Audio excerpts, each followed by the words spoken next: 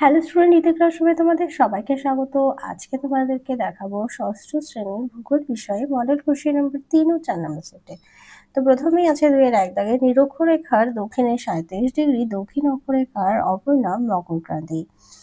2-এ আছে 1884 সালে আন্তর্জাতিক আলোচনায় সভায় স্থির হয় লন্ডনের গ্রিনিচের ওপর দিয়ে চলে যাওয়া দ্রাঘিমা রেখাই হবে মূলমধ্যরেখা। 3-এ আছে পৃথিবীর আবর্তন গতির সব থেকে বেশি নিরক্ষরেখায় হয়, আর সূর্যাস্তের ঠিক পরের সময়কে বলা হয় গোধূলি। আর বায়ুর চাপ মাপার যন্ত্রের নাম 14 ব্যারোমিটার। পরের প্রশ্ন, কোন স্থানে 30 থেকে 35 বছরের আবহাওয়ার গড় অবস্থাকে জলবায়ু বলে? এরপরে আছে 22শে এপ্রিল ধারিত্রী দিবস পালন করা হয়।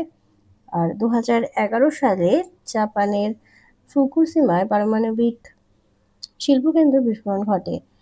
আর কোনটি শব্দদূষণ কমাতে সহায়ক নয়? হবে বাজার। কারাকোরাম হলো পর্বত শ্রেণী। পদ্মা এবং যমুনার মিলিত প্রবাহীর নাম মেঘনা। বানিহাল একটি গিরিপথ। দাক্ষিণাত্য মালভূমির উচ্চতম পর্বতশৃঙ্গের নাম আনাইমুদি। আর মিলেট হলো খাদ্য ফসল। পরের প্রশ্ন, জলসেচ কৃষি কার্যের অপরিহার্য উপাদান। ভারতের কিন্নর আদিবাসী গোষ্ঠী বসবাস করে হিমাচল প্রদেশ রাজ্যে। মানচিত্রে বনভূমির জন্য সবুজ রং ব্যবহার করা হয়। ভূপ্রকৃতি নদ-নদী দেখানো হয় প্রাকৃতিক মানচিত্রে। আর ল্যাটেরাইট মাটির ফসল হলো চীনাবাদাম। 3-এ আছে শূন্যস্থান পূরণ করো। ভারতের 82 ডিগ্রি দ্রাঘিমায় স্থানীয় সময় ভারতের প্রমাণ সময়। পরিমাপ মাপার যন্ত্রের নাম রেনগজ। মালাবার উপকূলীয় হ্রদগুলোকেই কয়াল বলে। 4-এ আছে বাঁদিকের শব্দগুলোর সঙ্গে ডান দিকের শব্দ মিলিয়ে লেখো। নীলগিরি হবে অপশন সি, দা টোটা।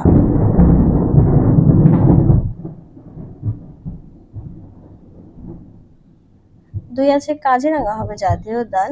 3-এ আছে আটলাস হবে অপশন বি, দা মানচিত্রের বই।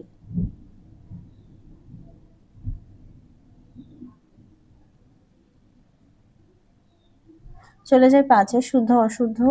আকাশে মেঘের পরিমাণের পরিমাপই হলো মেঘাচ্ছন্নতার শুদ্ধ। ভারত একটি কৃষি প্রধান দেশ শুদ্ধ। আর সাইরেন শব্দে তীব্রতা 120 ডেসিবেল তো অশুদ্ধ। 6-এ চলে যাই 6-এর 1-এ আছে পৃথিবী সূর্যের চারিদিকে যে পথে ঘোরে তার নাম কক্ষপথ।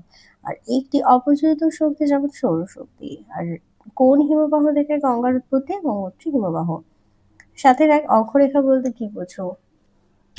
পৃথিবীর মাঝখান দিয়ে এরকম একটি রেখা কল্পনা করা হয়েছে। পৃথিবীর কেন্দ্র দিয়ে চলে যাওয়া সেই রেখা হলো পৃথিবীর অক্ষ।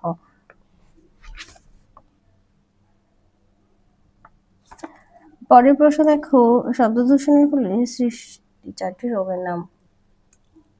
উচ্চ রক্তচাপ, অনিদ্রা, হৃৎপিণ্ডের রোগ, চোখের রোগ। গিরিপথ বলতে কি বোঝো? দুটো পর্বতের মাঝে সংকীর্ণ প্রাকৃতিক পথকেই গিরিপথ বলে। এরপরে আছে ভারতের দ্বিতীয় বৃহত্তম আদিবাসী গোষ্ঠীর নাম ভিল। বর্তমানে এদের প্রধান জীবিকা হলো চাষাবাস। 8-এ চলে যাই 8-এর 1 দ্রাঘিমা রেখার বৈশিষ্ট্যগুলো আলোচনা করো। দেখে নাও দ্রাঘিমা রেখার বৈশিষ্ট্য।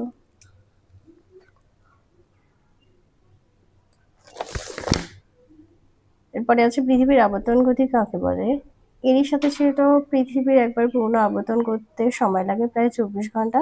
তো 2 দাগের কোশ্চেনটা দেখে নাও। পৃথিবীর তার আপন অক্ষ বা মেরুদণ্ডের চারিদিকে পশ্চিম থেকে পূর্বে লাট্টুর মতো অবিরাম পাক আছে। একে পৃথিবীর আবর্তন গতি বলে। পৃথিবীর একবার আবর্তন করতে সময় লাগে 23 ঘন্টা 56 মিনিট 4 সেকেন্ড। বায়ু দূষণের ফলে কিভাবে ওজোন স্তর ক্ষতিগ্রস্ত হচ্ছে, এই ওজোন স্তর ক্ষতির প্রভাবগুলো আলোচনা করো। দেখে নাও এখান থেকে বায়ু দূষণের ফলে ওজোন স্তরের প্রভাব পড়েছে।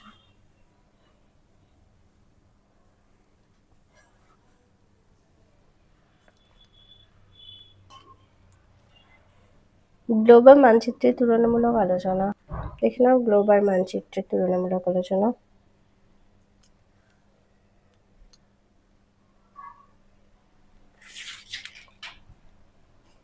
আমাদের চারিদিকে বায়ুমণ্ডল কি কি পদ্ধতিতে উত্তপ্ত হয়?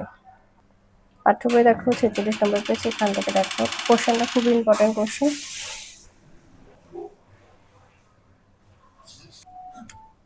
এরপরে আছে অরণ্য আমাদের বন্ধু, এই বক্তব্যের সাপেক্ষে তোমার মতামত। দেখো এখান থেকে। এরপর আছে গম চাষের জন্য কি ধরনের জলবায়ু মৃত্তিকার প্রয়োজন, তা লেখো আর 4টি গম উৎপাদন রাজ্যের নাম। দেখে নাও জলবায়ু এবং মাটি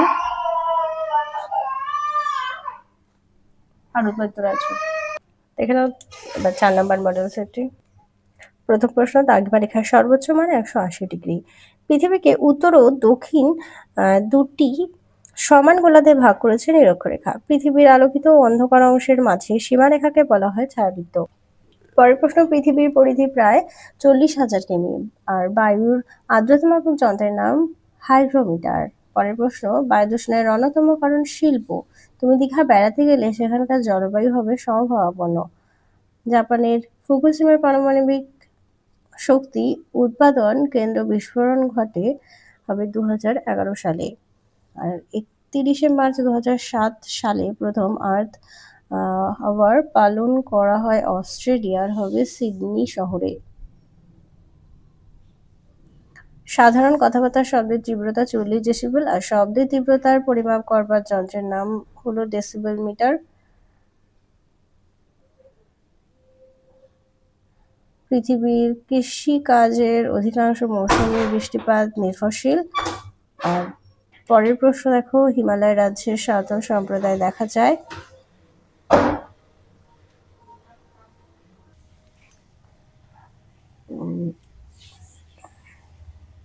এরপরটি হবে পশ্চিমবঙ্গ রাজ্যের সাঁওতাল সম্প্রদায় দেখা যায়। আর মহাবীর জয়ন্তী জৈন সম্প্রদায়ের উৎসব। জনসংখ্যা মানচিত্রের বিষয়ভিত্তিক। পৃথিবী। পরের প্রশ্ন, পৃথিবীর প্রাচীনতম মানচিত্রটি আবিষ্কার করেন ব্যাবিলনে। মানচিত্রে কৃষি জমি বোঝাতে সবুজ রং ব্যবহার করা হয়। এরপরে শূন্যস্থান পূরণ দেখো। 82°30 পূর্ব দ্রাঘিমার স্থানীয় সময় হলো ভারতের প্রমাণ সময়। সূর্যাস্তের পর সন্ধ্যার আগের সময়কে গোধূলি বলে। জলীয় বাষ্প ঠান্ডা হয়ে ছোট ছোট জলকণায় পরিণত হওয়ার প্রক্রিয়াকে ঘনীভবন বলে। বাদিকের সঙ্গে ডান দিক মেলাও।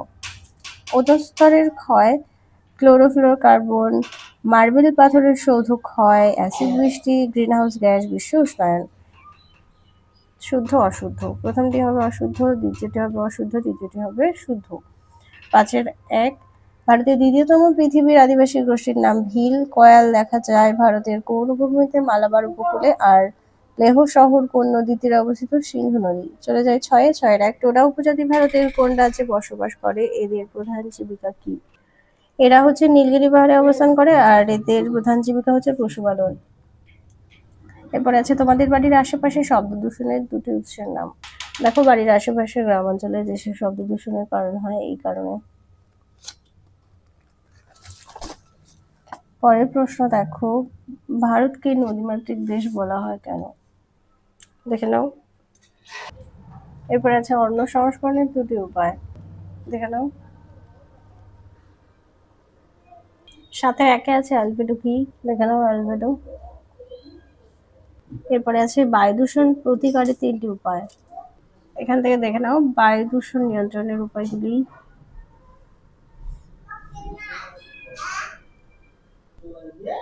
তিনি আছে হিমালয়ের পার্বত্য অঞ্চলে মানুষের বসবাস কম কেন?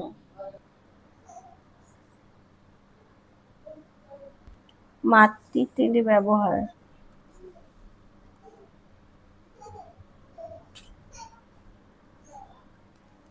এরপরে আছে বায়ু দূষণের কারণ, এটাও তোমাদের দেখিয়েছি। শব্দ দূষণ নিয়ন্ত্রণের উপায়, এখান থেকে দেখো।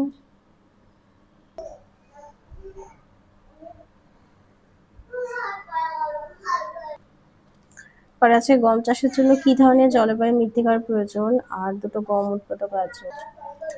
গম চাষের জন্য উন্নত জল নিকাশি ব্যবস্থা সহ চুনযুক্ত দোআঁশ মাটি দরকার। আর উত্তরপ্রদেশ, হরিয়ানা, বিহার, পাঞ্জাব, উড়িষ্যা, রাজস্থান এই সমস্ত জায়গায় উৎপাদন হয়।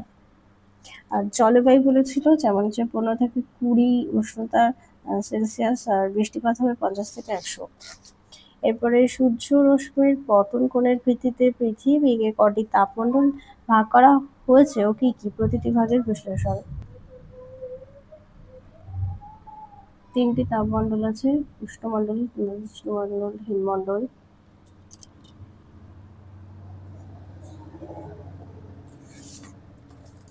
তাহলে চলো 4 নাম্বার পর্যন্ত সমাধান করে দিলাম। আবার দেখা হচ্ছে আরেকটি ভিডিওতে।